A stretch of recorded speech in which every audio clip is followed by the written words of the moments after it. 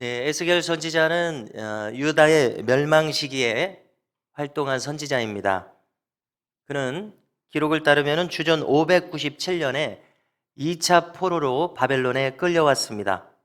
그리고 이제 그로부터 10년이 지나면 주전 587년에 유다가 멸망하게 됩니다.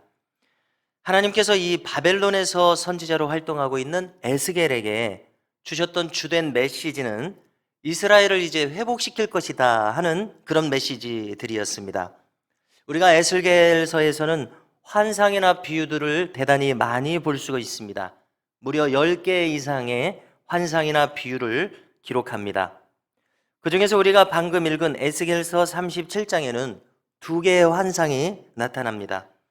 하나는 잘 아시는 마른 뼈 골짜기의 환상입니다.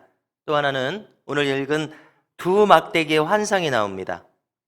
우리가 잘 아시는 마른 뼈 골짜기에서 이 뼈들이 살아나서 이스라엘의 군대가 살아나는 환상을 보여주시는데요. 그것은 전체적으로 이스라엘의 이제 장차 이렇게 회복될 것이다, 이런 메시지였습니다. 그리고 이제 이어서 바로 나오는 오늘 두 막대기가 하나가 되는 이 환상인데요. 이것은 남북으로 갈라져 있었던 이 이스라엘 민족, 이미 멸망했죠. 이 민족이 이제 앞으로는 하나가 될 것이다 라는 그런 환상이었습니다. 여러분, 우리가 역사를 거슬러 올라가게 되면은 여호수아 시대의 가나안 땅에 정착하지 않았습니까? 그런데 이 이스라엘 민족은 어찌된 일인지 북왕국의 10지파와 남왕국의 2지파가 서로 분열하고 대립하면서 역사가 많은 시간 흘러갔습니다. 자, 북왕국은 요셉의 두 아들이 있죠. 그 중에 에브라임과 므낫세, 그 중에 에브라임이 가장 강성한 지파를 이뤘습니다. 그래서 그를 대표해 가지고 북왕국을 에브라임이라 이렇게 부르고 있습니다. 그런가 하면 남왕국은 유다와 베냐민 2지파인데 더 강성한 유다라 이렇게 부르고 있었습니다. 자, 오늘 환상에서 에스겔 선지자에게 하나님께서 말씀하십니다. 에브라임 막대기 그리고 유다 막대기, 이 둘을 서로 붙여서 내 손에서 하나가 되게 하리라, 하나님께서 이렇게 말씀하신 겁니다. 이것이 오늘 에스겔 선지자가 받은 환상이었습니다. 그래서 하나님께서 어떤 계획이십니까? 장차 이제 사방에서 이스라엘을 돌아오게 하실 것이라, 그래서 그 고토 옛 땅을 회복할 것이다는 것이 하나님의 계획이라고 기록합니다. 자, 그런데 여기서 다가 아니고요, 거기에다가 이제 한 왕을 세울 것이다, 이 뜻을 밝히십니다. 자, 그런데 그 왕은 일반적인 왕국의 왕이 아닙니다. 자, 그 왕은 어떤 왕입니까? 우리가 24절을 보시게 되면 그는 다윗과 같은 왕이다라고 설명을 합니다. 우리가 어제 함께 보신 성경과 일치하는 내용입니다. 그리고 여기 한 가지 덧붙이는데요, 그의 통치가 영원할 것이다, 이런 말씀을 덧붙이십니다. 여러분, 우리가 여기서부터는 이제 메시아 예언이 겹쳐서 나타난다는 것을 알게 되는 것입니다.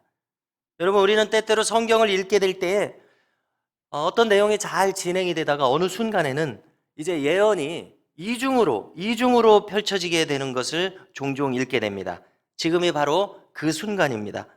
이스라엘이 이제 자기 땅으로 돌아와서 회복할 것을 예언하시는 순간, 동시에 이 에스겔은 무엇을 보게 됩니까? 영원한 왕 다윗이 다스릴 나라를 선포하게 하십니다. 다윗과 같으면서, 다윗은 400년 전 인물이죠. 다윗과 같으면서 동시에 영원히 통치하실 분은 오직 예수 그리스도에게서만 성취됩니다. 자, 남북 이스라엘이 하나가 되는 것은 이제 바벨론에서 포로로 돌아옴으로써 약 70년 후에 성취될 것입니다. 자, 그런데 그것은 불완전한 성취라고 할 수 있습니다. 왜 그러냐면은 출애굽 당시와는 다르게 바벨론에서 포로로 귀환할 때는 몇만 명, 소수만이 귀환하기 때문에 그렇습니다. 포로 중 일부만 돌아왔습니다.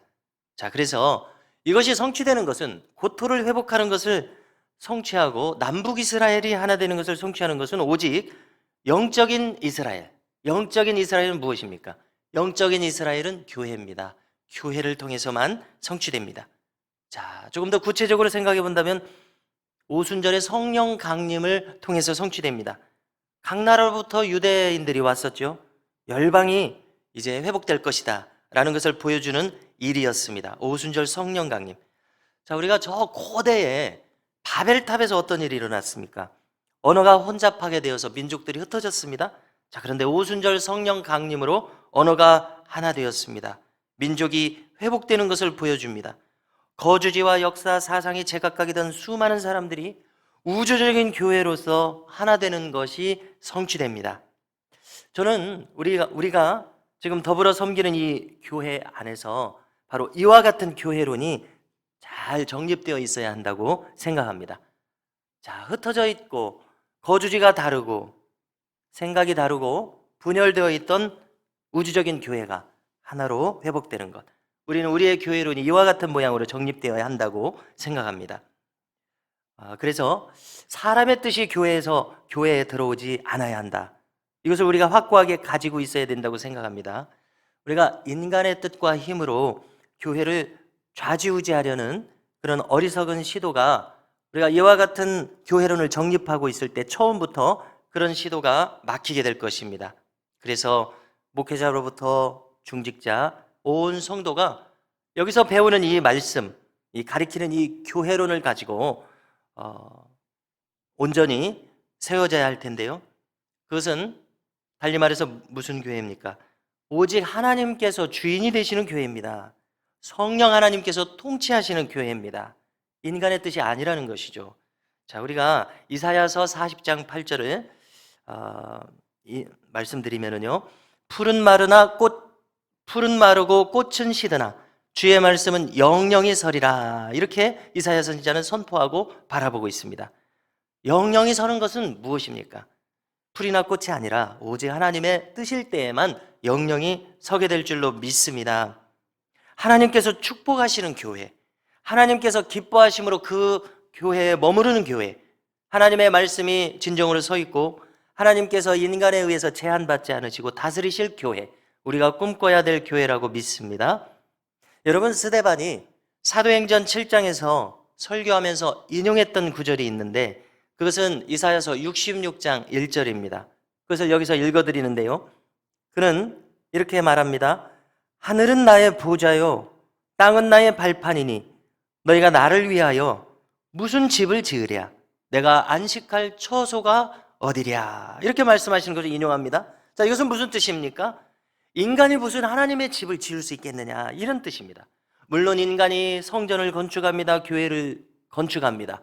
그러나 인간이 지을 수 있는 것은 아니라, 이런 뜻입니다. 인간의 뜻이나 인간의 주도함으로 지어지는 것이 아니고 하나님의 집이라고 하는 것은, 하나님의 교회라고 하는 것은 하나님께서 인정하시고 기뻐하실 때만 성립됨을 믿습니다. 물론 하나님께서는 인간의 약함도 사용하십니다. 합력해서 선을 이루게 하실 것입니다. 그러나 인간이 고집하고 있는 동안에는 하나님의 뜻이 가려워질 수밖에 없다는 것을 우리는 잘 알아야 할 것입니다. 여러분, 또 그리고 이 교회의 통치자는 예수 그리스도이십니다. 오늘 말씀을 통해서, 오늘 이 메시아 예언을 통해서 우리가 생각해 볼 것은 이것입니다.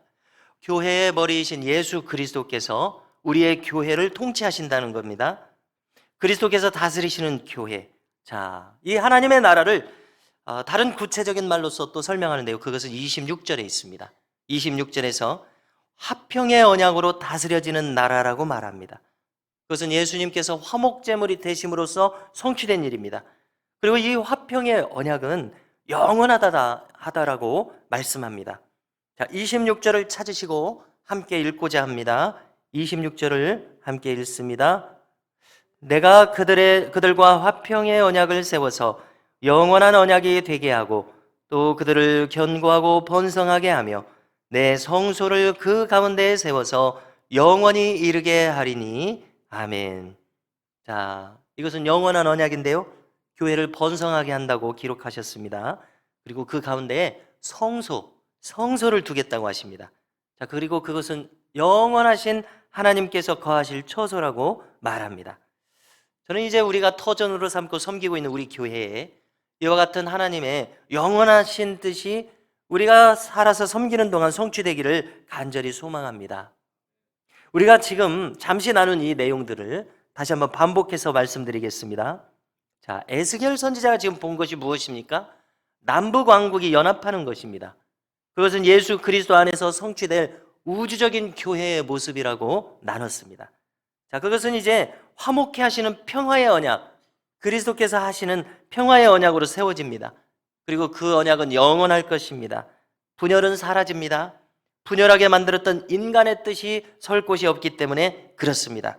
하나님의 뜻이 서게 됨으로 말미암아 하나님께서 그곳에 오셔서 거하시고 그곳에 임재하시는 하나님의 처소가 됩니다. 할렐루야.